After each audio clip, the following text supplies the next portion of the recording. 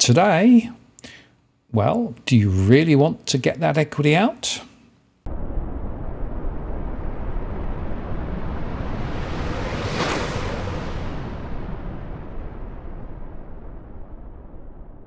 Hello again, it's Martin North from Digital Finance Analytics, working latest post covering finance and problem news with a distinctively Australian flavour. The federal government has made two notable adjustments to housing-related super provisions that will benefit both first home buyers and downsizers, and both will take effect from July the 1st this year. For those approaching retirement, the government's bill has reduced the eligibility age at which someone can make a downsizer contribution to their super fund from 65 years to 60 years old. The home being sold must have been owned for at least 10 years and partially exempt from capital gains tax to qualify. This will allow older Australians to consider downsizing to homes that better meet their needs, increasing the supply of larger homes for young families, Treasurer Josh Frydenberg and Housing Minister Michael Sukkar said in a joint press release, adding that 36,800 individuals have contributed $8.9 billion to their superannuation under this measure from July 2018 to January 2022. But the tweaked rules would not make a huge difference to most 60-year-olds who are already planning their retirement, according to one financial planner from Nest Advisory Group, Nick Lucy. In an interview in the Central Western Daily, he said, for a 60-year-old who might choose to downsize their $1.5 million home to a $1 million home, under the current rules, without using the downsizer contribution, they can still make a contribution to super anyway, he explained. They'll just make it under the non-concessional contribution caps, which they can bring forward 3 years depending on their super balance.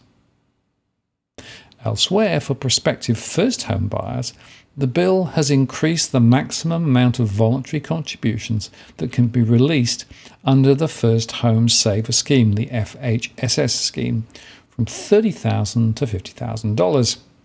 Annual contributions, though, remain capped at $15,000. The scheme aims to enable home buyers to save a deposit faster by using the concessional tax treatment of superannuation at 15%, compared with the marginal tax rate that could be up to 47%. But not all financial planners are convinced the amendment is enough to lure first home buyers into the scheme. There's a lot of red tape around the FHSS scheme, there's a lot of uncertainty, and it's hard for first home buyers to get advice on it, Lucy said. Many first home buyers would rather buy an apartment using the government's 5% deposit scheme rather than spending time accumulating a large deposit via the FHSS scheme, he said.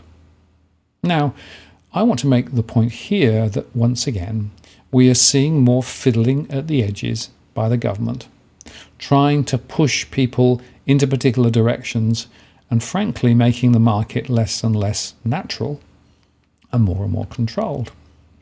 The basic problem that we have is that too much of focus, though, is on these peripheral issues at the edge, trying to get first home buyers to come into the market sooner, trying to get people sitting on large properties, well, in theory the values are large, to release some of that equity to free up property.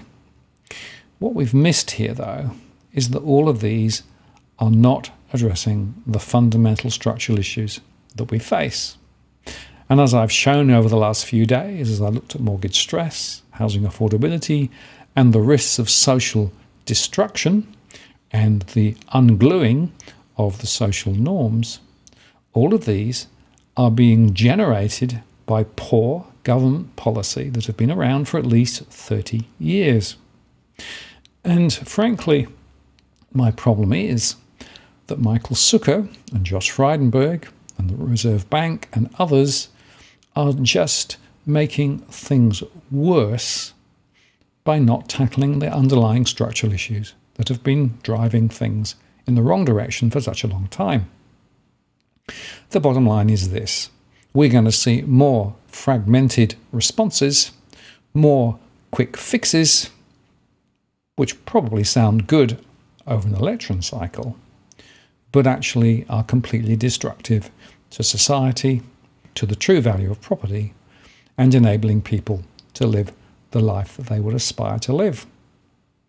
So my view is we need to get governments and the Reserve Bank out the road. We need the property market to behave like a proper market, not the manipulated thing that it is at the moment.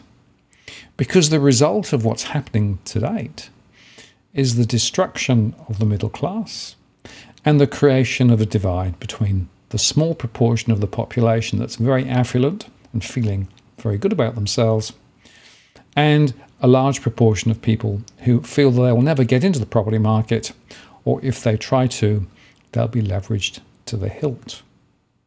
And this is not good, of course, for the broader economy either, insofar that households who are highly leveraged have less money to spend, which means that they will be buying less, which means that they will be consuming less, which means that overall economic activity is lower.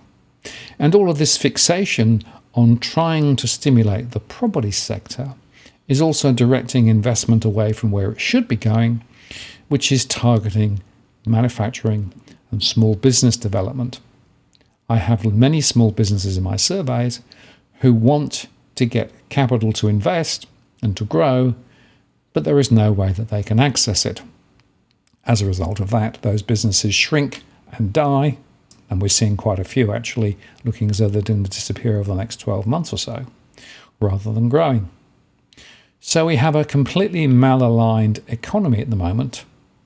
And as somebody has said, and I keep relaying because I think it makes a really good point, what we actually have is a very large property market with a small economy bolted on the side. That needs to change.